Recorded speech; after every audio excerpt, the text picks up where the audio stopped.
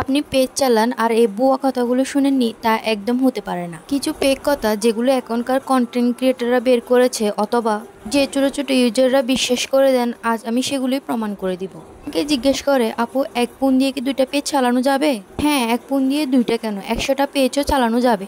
এরকমও শোনা যায় যে একই ওয়াইফাই দিয়ে 2-3টা পেজ চালানো যায় না, অথবা এক পেজের ভিডিও আরেকটি আইডি দিয়ে শেয়ার দেওয়া যায় না। এগুলো কিন্তু টোটালি ভুল কথা। আপনি চাইলে একই ওয়াইফাই দিয়ে হাজার হাজারটা পেজ চালাতে পারবেন। ওয়াইফাই তো জাস্ট একটা নেটওয়ার্কের সাথে পেজের কোনো সম্পর্ক নেই। আবার এরকম অনেকে বলে, আপু অন্যের ভিডিও সারাদিন দেখাকে কি অ্যাক্টিভ বলে, আর অন্যের ভিডিও দেখলে কি আমার পেজের ভিউ বাড়বে? না, সারাদিন অন্যের ভিডিও দেখাকে অ্যাক্টিভ বলে না, আর অন্যের ভিডিও দেখলেও আপনার পেজে কোনো ভিউ হবে না।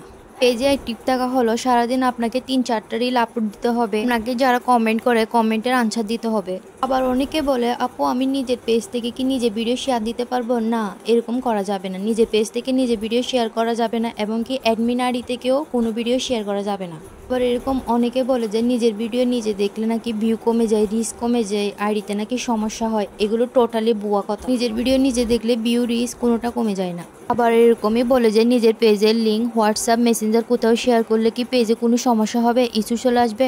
না, এরকম কিছু হবে না।